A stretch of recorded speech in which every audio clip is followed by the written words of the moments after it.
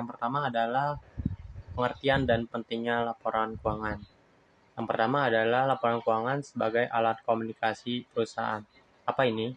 Laporan keuangan ini sebagai sarana komunikasi untuk mencapaikan kondisi keuangan perusahaan dan kondisi usaha perusahaan kepada pihak luar maupun dalam perusahaan. Yang kedua adalah sebagai alat dasar pengambilan keputusan. Nah, apa ini? Informasi dalam laporan keuangan ini bisa kita jadikan dasar-dasar untuk mengambil keputusan penting, contohnya seperti penanaman modal, memberi pinjaman, atau menentukan kebijakan-kebijakan perusahaan. Yang ketiga ada pentingnya dari berbagai pihak. Yang pertama ada pihak investor, tentunya penting untuk bisa menilai potensi laba dan dividen di masa depan. Yang kedua adalah kreditor, yang mana kreditor ini bisa menilai bagaimana perusahaan dapat membayar utang mereka. Yang ketiga ada manajemen untuk mengevaluasi kinerja dan merencanakan strategi. Yang keempat ada pemerintah untuk menetapkan pajak dan mengatur regulasi. Yang kelima ada masyarakat, yang mana menilai perusahaan ini memiliki kontribusi terhadap ekonomi dan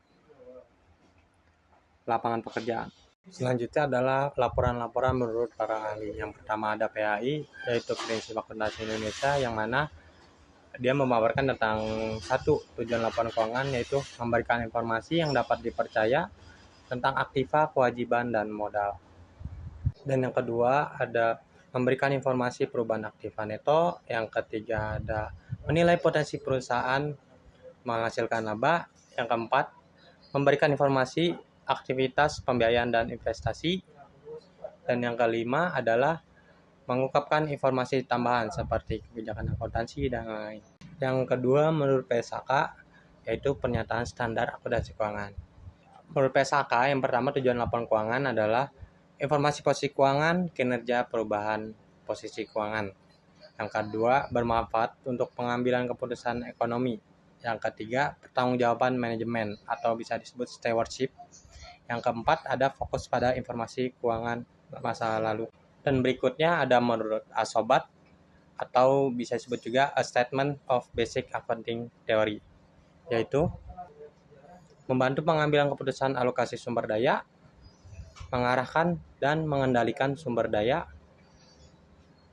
melaporkan perlindungan terhadap kekayaan, dan yang terakhir ada membantu fungsi pengawasan sosial. Lanjut, di sini adalah tujuan laporan keuangan menurut APBD segmen nomor 4, yaitu ada tujuan khususnya. Tujuan khususnya itu adalah laporan posisi keuangan, hasil usaha, perubahan posisi keuangan sesuai GAP. Ada tujuan umumnya. Tujuan umumnya ini adalah info sumber ekonomi, kewajiban, kekayaan bersih, potensi laba, perusahaan laba, dan kewajiban. Yang terakhir di sini ada tujuan kualitatif, yaitu relevan, dapat dipahami, dapat diperiksa, netral, tepat waktu, dapat dibandingkan, dan lengkap. Lalu di sini ada menurut Trouble Committee, yaitu tujuan dasar. Tujuan dasar ini untuk memberikan informasi untuk mengambil keputusan. Lalu ada pemakainya, yaitu investor, kreditor, pemakai umum. 12 tujuan spesifikasi itu contohnya memprediksi arus kas, menilai earning power, menilai efektivitas manajemen. Lalu yang terakhir di sini ada karakteristik. Karakteristik ini berisi dengan relevan, andal, dapat dibandingkan, konsisten, dan dapat dipahami. Di sini ada tujuan laporan keuangan menurut para ahli menurut entitas syariah. Informasi yang posisi keuangan dan kinerja kerja entitas syariah. Yang kedua ada kepatuhan terhadap prinsip syariah. Yang ketiga ada info aset atau pendapatan non syariah jika ada. Dan yang terakhir ada pengelolaan zakat, infak, sedekah, dan wakaf. Lalu ada karakteristik laporan keuangan menurut PSAK. Karakteristik ini bukan tujuan, tapi lebih kepada ciri-ciri atau kualitas yang harus dimiliki laporan keuangan, supaya informasi yang disajikan bisa bermanfaat bagi pemakai. Jadi, ini lebih ke syarat agar laporan keuangan memenuhi tujuannya, yaitu mudah dipahami, relevan, andal, bisa dibandingkan, dan tepat waktu.